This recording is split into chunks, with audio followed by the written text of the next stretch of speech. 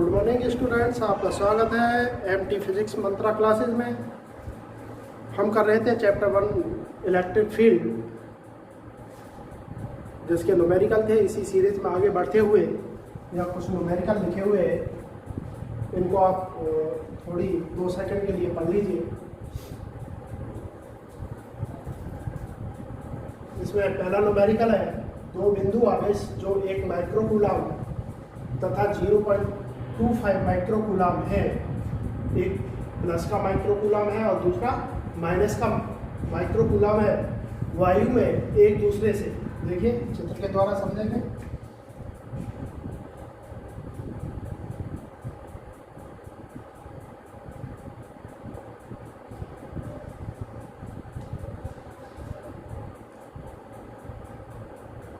Q1 बराबर दिया हुआ है 1 माइक्रोकूलम, Q2 बराबर दिया हुआ है -0.25 माइक्रोकूलम।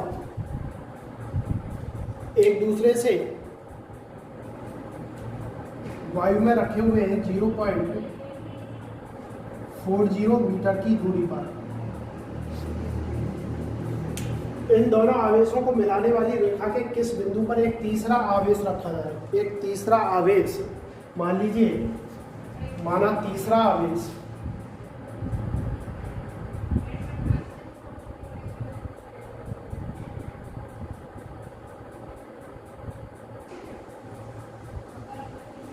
Q है। अब वो ये कह रहा है कि इस तीसरे आवेश को कहाँ रखा जाए कि उस पर कोई बल ना लगे।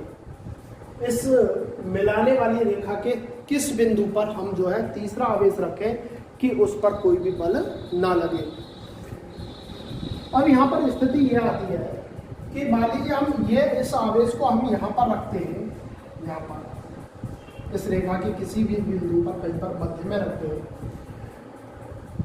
ये धनात्मक आवेश है और ये भी धनात्मक आवेश है, तो निश्चित है इन दोनों के बीच में कैसा लगेगा बल? गुरुत्वाकर्षण बल लगेगा। और यदि वो कह रहा है कि उस पर कोई बल ना लगे, बल नहीं लगना चाहिए।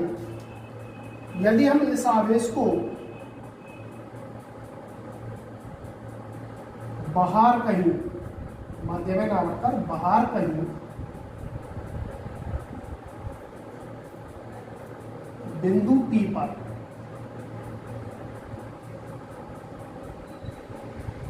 यहां रख दिया जाए आवेश को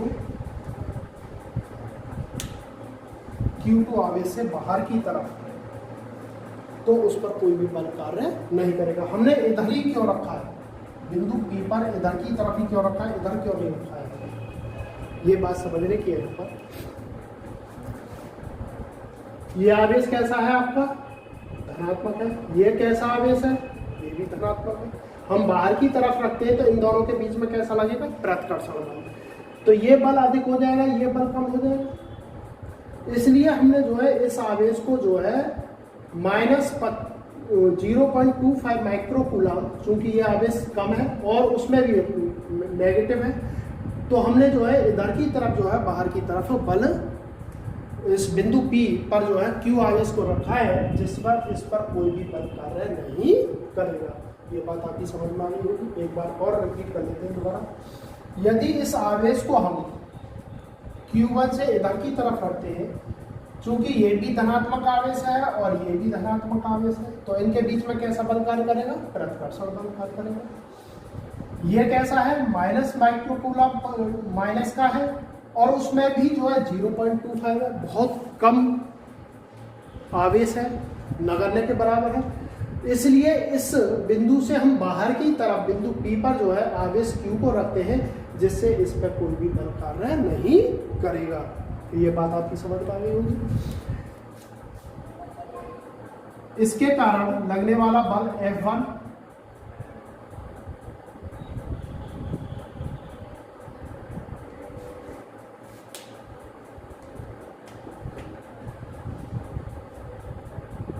इसके कारण आकर्षण लगेगा इन दोनों के बीच में, तो कैसा बल करेगा? F2।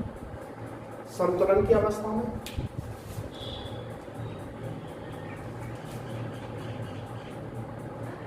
लिखेंगे माना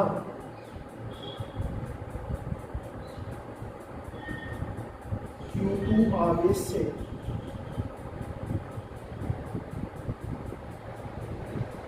x दूरी पर बाहर की ओर बिंदु P पर Q आवेश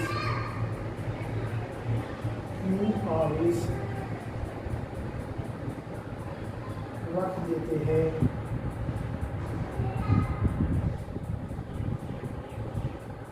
ये बात आपकी समझ में आ रही है।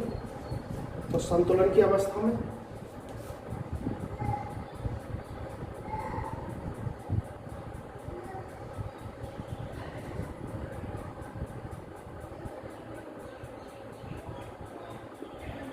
क्या होगा, F1 बराबर F2। कूलाम का नियम क्या है, 1/4 pi epsilon not Q1 Q3। देखिए यहाँ से यहाँ तक ये आवेश क्या है आपका Q3, तीसरा आवेश है, बटे R1 square 1/4 pi epsilon not Q2 Q3 बटे R2 स्क्वायर।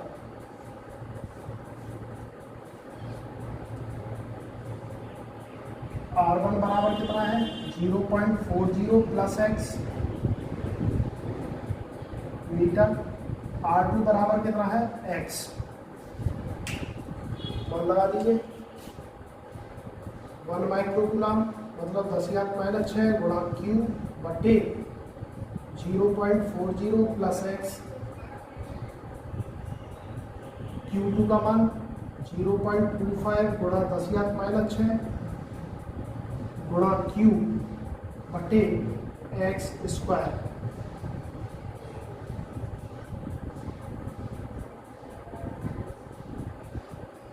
इसका होल स्क्वायर।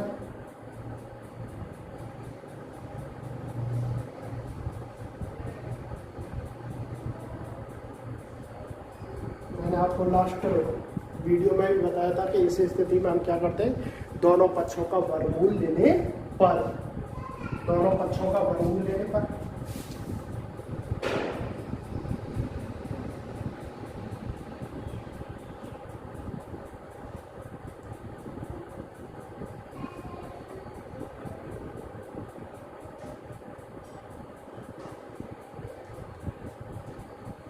लेने पर क्या आएगा,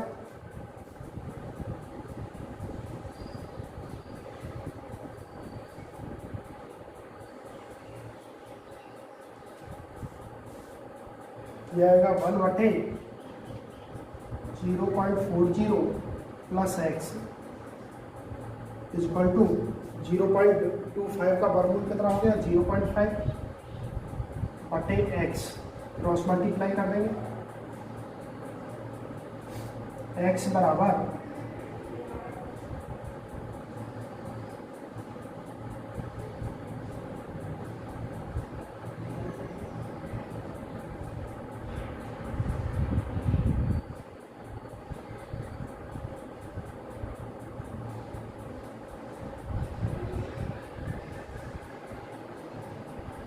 1x हो गया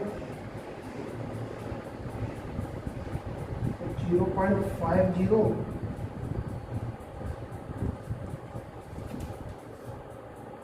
x बराबर कितना आएगा 0.20 बटे 0.5, पॉइंट से पॉइंट हटा दीजिए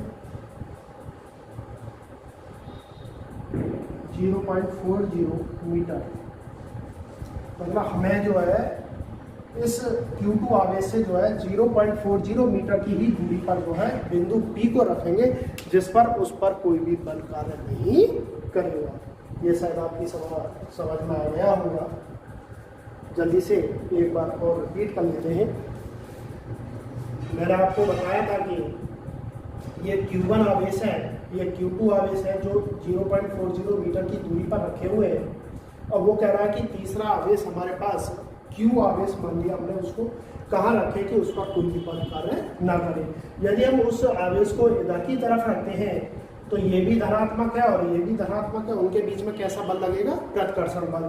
चूंकि ये आवेश ऋणात्मक है और ऋणात्मक में भी बहुत कम उसमें आवेश कूलम में है, जो -0.25 है, बहुत ना के बराबर है, इसलिए जो है इससे बाहर की तरफ जो है x दूरी पर मान लिया हमने q आवेश को रख दिया। तो संतुलन की अवस्था में दोनों पक्षों का वर्गमूल लेने पर मल्टीप्लाई वगैरह की तो हमने जो है x बराबर 0.40 मीटर ही मान आएगा।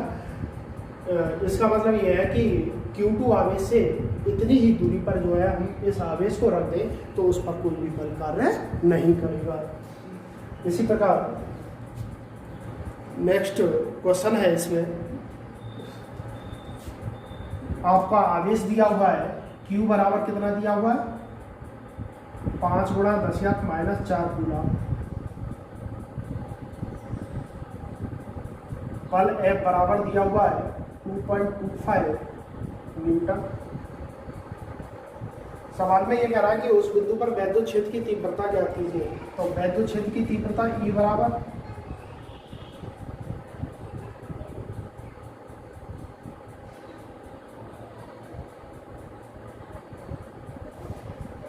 क्या होता है? F/Q।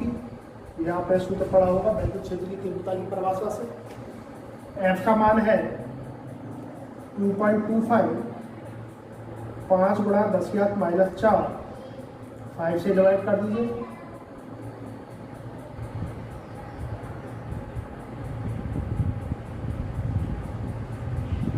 एक पॉइंट हम दाईं तरफ चल रहे हैं, न्यूटन प्रति कूलम।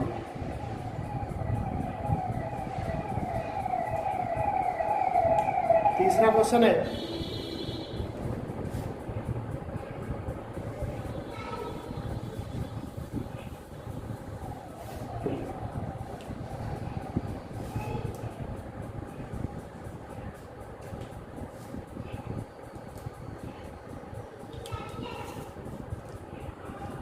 एक अल्फा कण पर इतने न्यूटन प्रति कूलम के वैद्युत क्षेत्र, तो ये किसका मात्रक है? वैद्युत क्षेत्र का। तो ये वैद्युत क्षेत्र E बराबर, सबसे पहले जो है हम मात्रक को देखते हैं। मात्रक किसका है? तो वो उसी की यूनिट बन जाती है। वैद्युत क्षेत्र E बराबर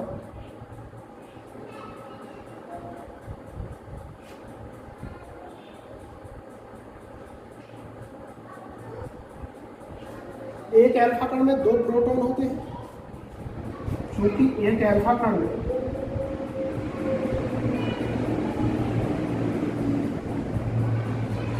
दो प्रोटॉन होती है,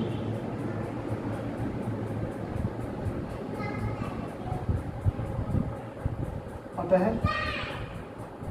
अल्फा कण पर आवेश कितना होगा?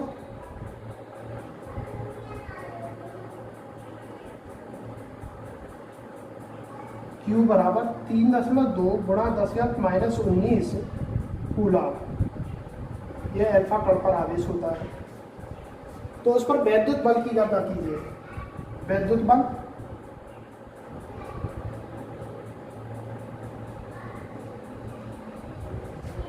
F बराबर QE, यहाँ से देख लीजिए वैद्युत क्षेत्र की तीव्रता की परिभाषा से।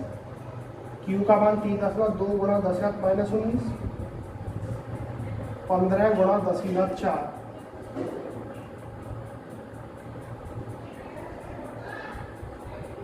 (10⁻15) बचेंगे।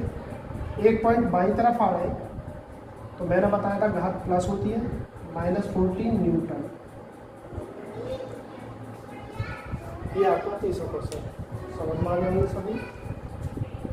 -19 + 4 -15, एक पॉइंट बाई तरफ आ रहे हैं तो उसमें +1 और होगा। बाई तरफ चलने पर जितने कदम चलते हैं उतनी ही घात जो है प्लस होती है, जितनी कदम दूर हटते हैं उतनी घात माइनस होती है। तो यहाँ कितने बचेगा? -14 न्यूटन। उस पर जो है वैद्युत बल कितना लगेगा? -14, मतलब 4.8 × 10⁻14 न्यूटन पर। देखिए इसमें बच्चों नेक्स्ट क्वेश्चन है, हीलियम के नाभिक के कारण उससे 1 एंगस्ट्रॉन की दूरी पर वैद्युत क्षेत्र की तीव्रता ज्ञात कीजिए। मान लीजिए ये आपका हीलियम नाभिक है, ये हीलियम नाभिक है।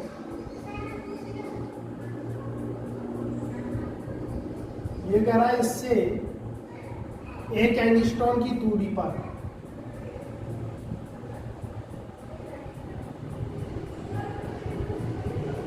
दूरी r बराबर कितनी है, 1 एंगस्ट्रॉम।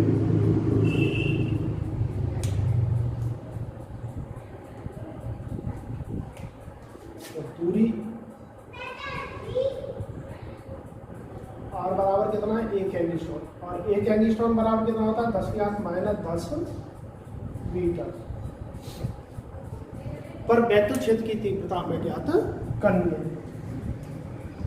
मान लीजिए चूंकि हीलियम नाभिक में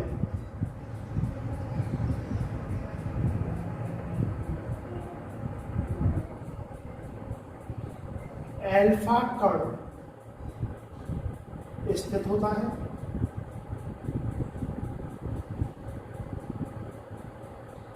ये तो आपने पढ़ाई है। हीलियम जो नाभिक बना होता है वो उसमें जो है 1 एल्फा कण उपस्थित होता है। और एल्फा कण पर आवेश कितना होता है, ये मैंने लास्ट न्यूमेरिकल में बताया था। अतः एल्फा कण पर का आवेश 3.2 × 10⁻−19 कूलम। तो बिंदु आवेश के कारण वैद्युत क्षेत्र की तीव्रता E बराबर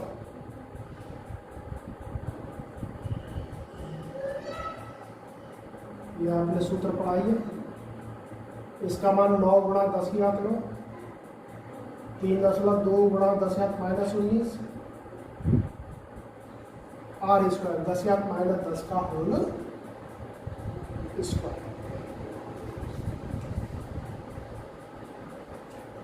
इसकी मल्टीप्लाई कीजिए,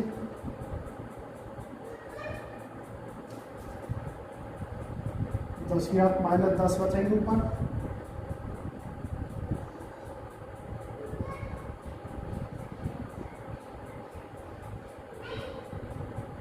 ऊपर जाने पर बात किसकी हो जाएगी, प्लस की। एक पॉइंट हम बाई तरफ आ रहे हैं तो 10⁻11 है न्यूटन प्रति कूलम।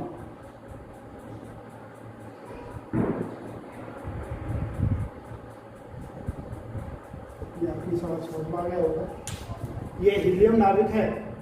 हीलियम नाभिक से 1 एंगस्ट्रॉम की दूरी पर मैं वैद्युत क्षेत्र की तीव्रता ज्ञात कर दूंगा। 1 एंगस्ट्रॉम में कितने होते हैं, 10⁻−10 मीटर होते हैं। चूंकि हीलियम नाभिक में एल्फा कण उपस्थित रहता है तो इसी एल्फा कण का आवेश कितना होगा, 3.2 × 10⁻−19 कूलम। बिंदु आवेश के कारण वैद्युत क्षेत्र की तीव्रता क्या होती है, E बराबर 1/4πε0 Q/r²। इसका मान जो है निश्चित होता है 9 × 10⁻9 न्यूटन प्रति metre square coulomb square. Q का मान आप रख ही दोगे 3.2 × 10⁻−19 कूलम और 10⁻10 का होल स्क्वायर। ये इस प्रकार से हो जाएगा। आगे नेक्स्ट क्वेश्चन है, आवेश Q बराबर दिया हुआ है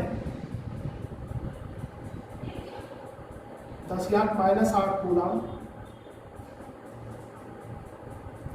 वो कह रहा है बिंदु आवेश से कितनी दूरी पर वैद्युत क्षेत्र की तीव्रता E बराबर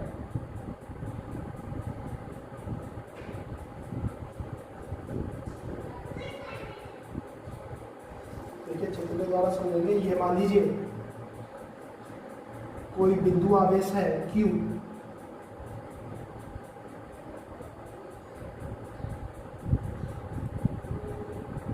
इससे कितनी दूरी पर,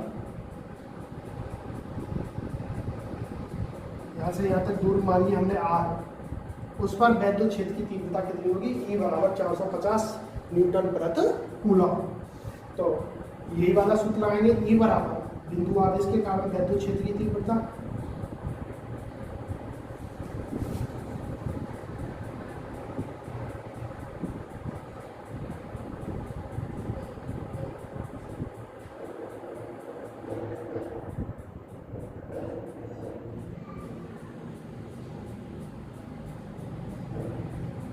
ई का मान दिया हुआ है 450, 9 गुणा 10⁻9, क्यू का मान है 5 गुणा 10⁻−8 बटे आर स्क्वायर, क्रॉस मल्टीप्लाई करेंगे, आर स्क्वायर बराबर,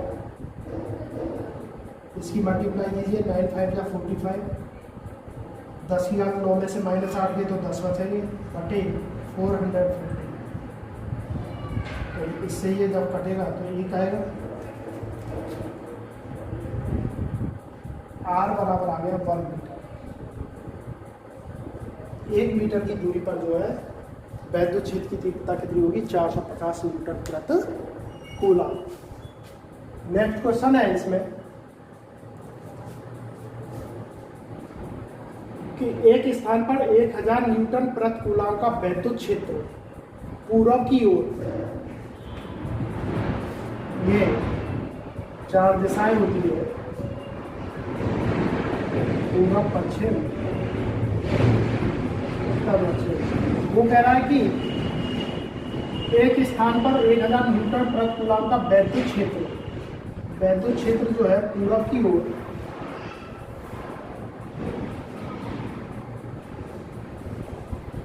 ई बराबर दिया हुआ है 1000 न्यूटन प्रति कूलम।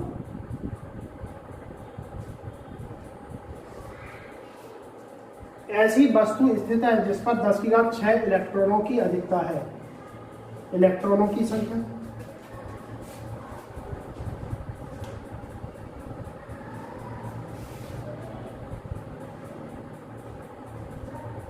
n बराबर कितना है? 10⁶। अधिकता है, अधिक है ये इलेक्ट्रॉन,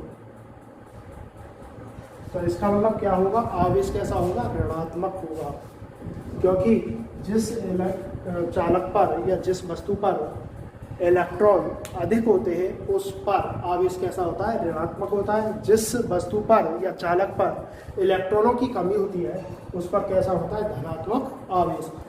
इसी चैप्टर की जो फर्स्ट वीडियो थी उसमें आपको बता दिया गया था, जिन्होंने नहीं देखे हैं वो उस वीडियो को देखें। तो जिस चालक पर इलेक्ट्रॉनों की कमी होती है उस पर कैसा आ जाता है? धनावेश। तो इस पर कैसा आएगा? ऋणावेश।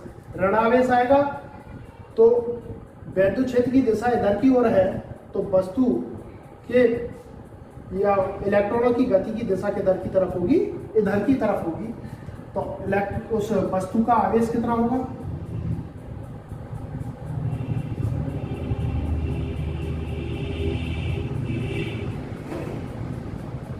Q बराबर NE। इलेक्ट्रॉन पर आवेश कितना होता है? 1.6 × 10⁻−19। एक इलेक्ट्रॉन पर आवेश।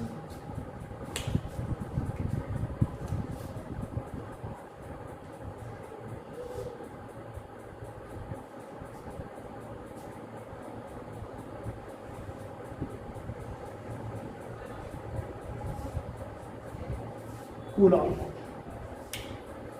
तो कितना हो जाएगा?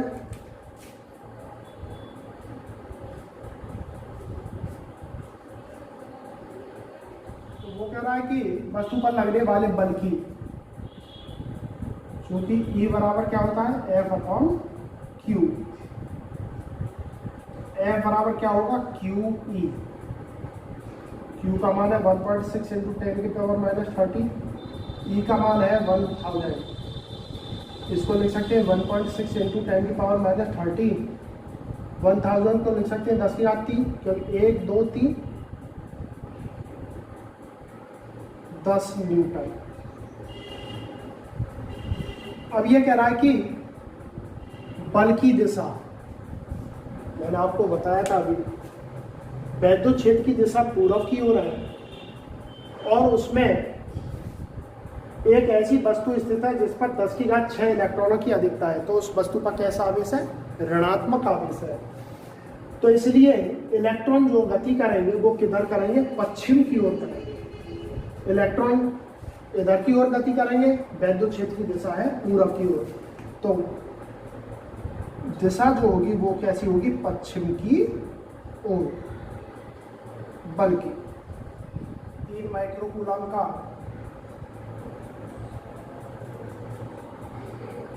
एक आवेश है इससे 2 मीटर की दूरी पर दूसरा आवेश है -2 माइक्रो कूलम। तो Q1 बराबर कितना हो गया?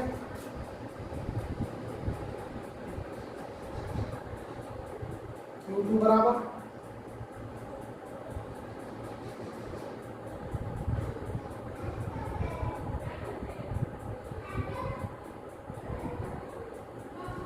कूलम। वो कह रहा है वायु में रखे हैं इन दोनों आवेशों से 1 मीटर की दूरी पर।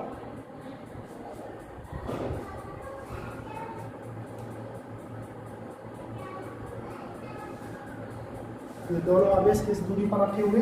2 मीटर की दूरी पर रखे हुए हैं।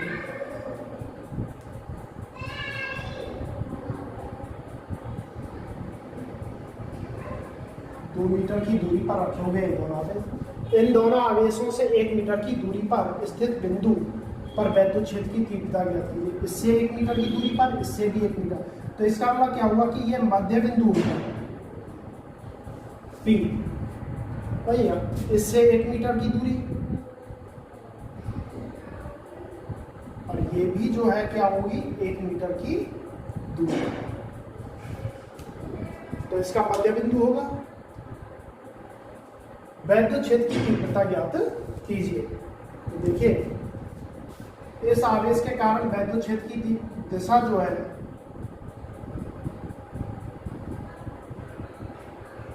E1 इधर की तरफ होगी। इस माइनस आवेश के कारण वैद्युत क्षेत्र की तीव्रता वो भी जो है इधर की तरफ होगी, E2 इधर की तरफ। दोनों आवेशों के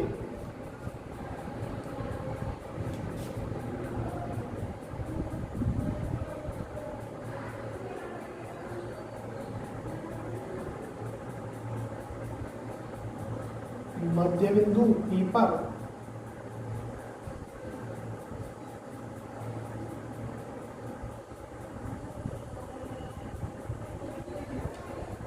वैद्युत क्षेत्र की तीव्रता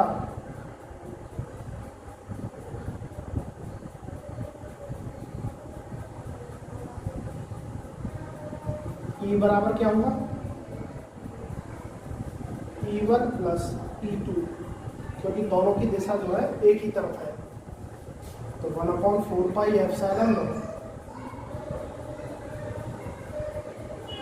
Q1 बटे R1 स्क्वायर प्लस Q2 बटे R2 स्क्वायर। 9 गुणा 10 की घात 9, 3 गुणा 10 की घात -6, 1 का होल स्क्वायर, 2 गुणा 10 की घात -6, 1 का होल 10 की घात 9।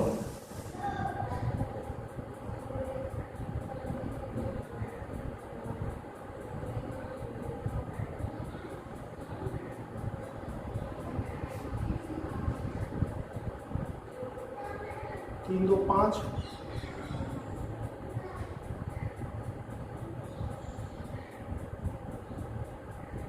एक पॉइंट पहले आ रहे हैं।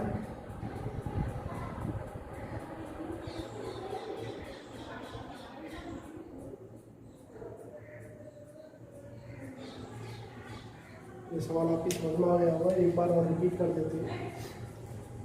एक आवेश है हमारे पास 3 माइक्रो कूलम, और दूसरा आवेश जो है 2 मीटर की दूरी पर वायु में रखा हुआ है -2 माइक्रो कूलम का आवेश।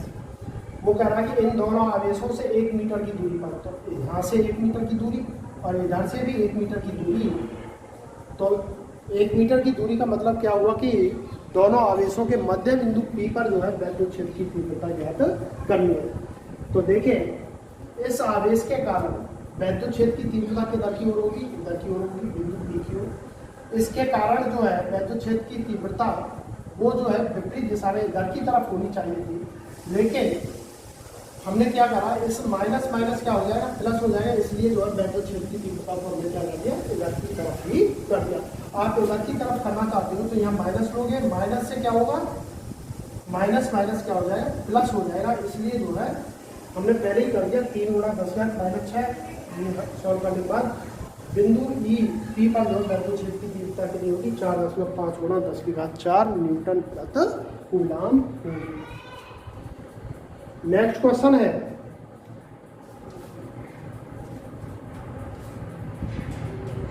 दो आवेश दिए हुए हैं,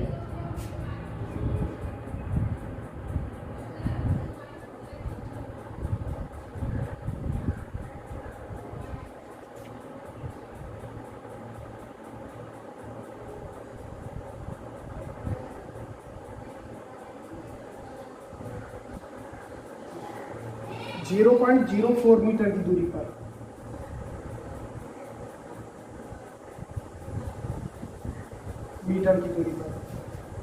किस बिंदु पर वैद्युत क्षेत्र की तीव्रता होगी। क्योंकि दोनों ही कैसे आवेश है, हमारा प्रकृति आवेश है, एक धनात्मक है तो दूसरा ऋणात्मक। किस बिंदु पर कह रहा है, इससे पहले एक क्वेश्चन कर चुके हैं हम। यदि एक धनात्मक और एक ऋणात्मक हो आवेश, तो हम जो है बिंदु को बाहर की तरफ लेते हैं। आवेश सबसे इसमें छोटा कौन सा आवेश है, ये आवेश है, तो इससे बाहर की तरफ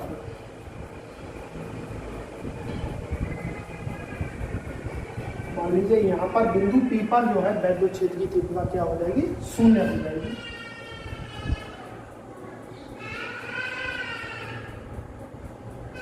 यहाँ पर E1 हो गया, ये E2 माना बिंदु P पर।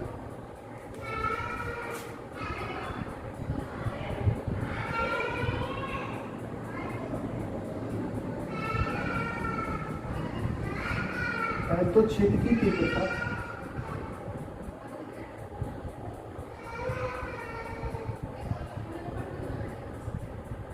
शून्य होगी।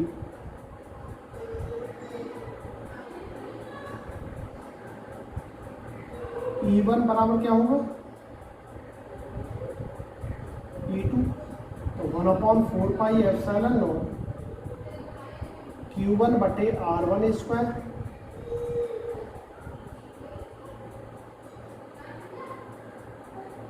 R2 square. इससे ये कैंसिल हो गया। Q1 का मान कितना है आपका, 20/3 -19 बटे यहाँ से यहाँ तक की दूरी x स्क्वायर। Q2 का मान है 10 गुणा 10⁻⁻19, यहाँ से यहाँ तक की दूरी हो गई 0.04 प्लस x का होल स्क्वायर। 10⁻⁻19 से ये कैंसिल हो गया। इसको लिख सकते हैं 20/3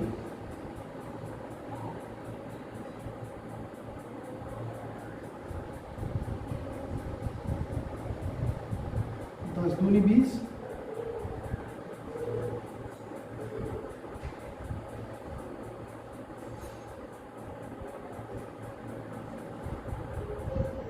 दोनों पक्षों का वर्गमूल लेने पर, मैंने आपको बताया था ऐसी स्थिति में क्या करते हैं, दोनों पक्षों का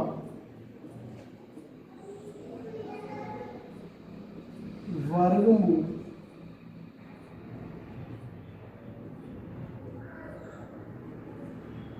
ये हो जाएगा √2 बटे √3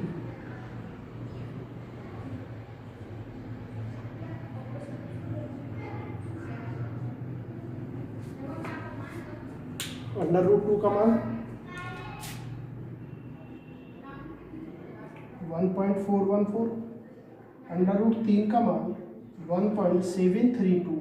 ये निश्चित होते हैं मान।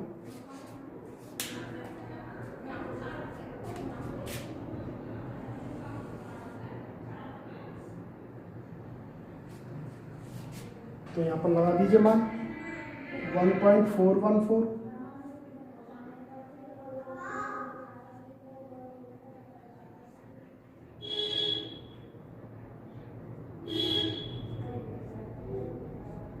क्रॉस मल्टीप्लाई कर दीजिए।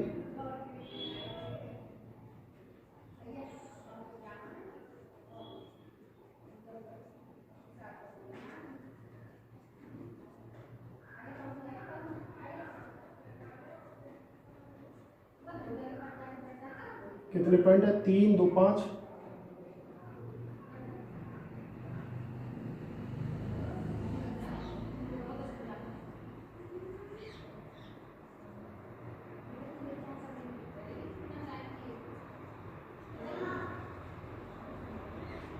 इसको इधर ले जाइए।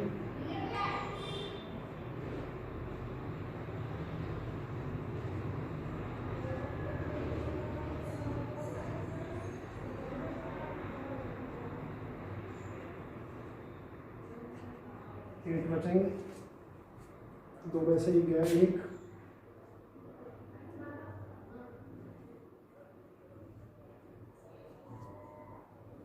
एक्स बराबर कितना होगा?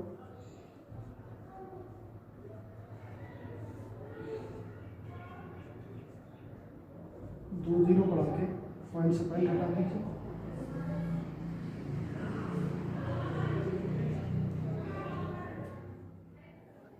.178 मीटर बाई किससे 0.20/3 गुणा 10⁻−19 कूलम से by ore.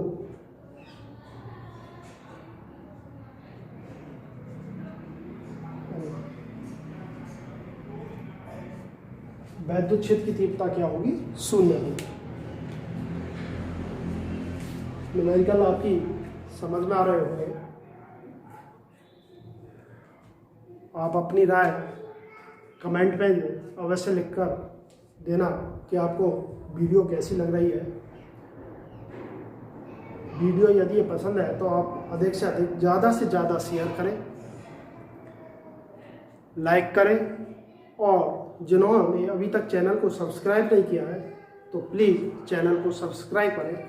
Thank you very much.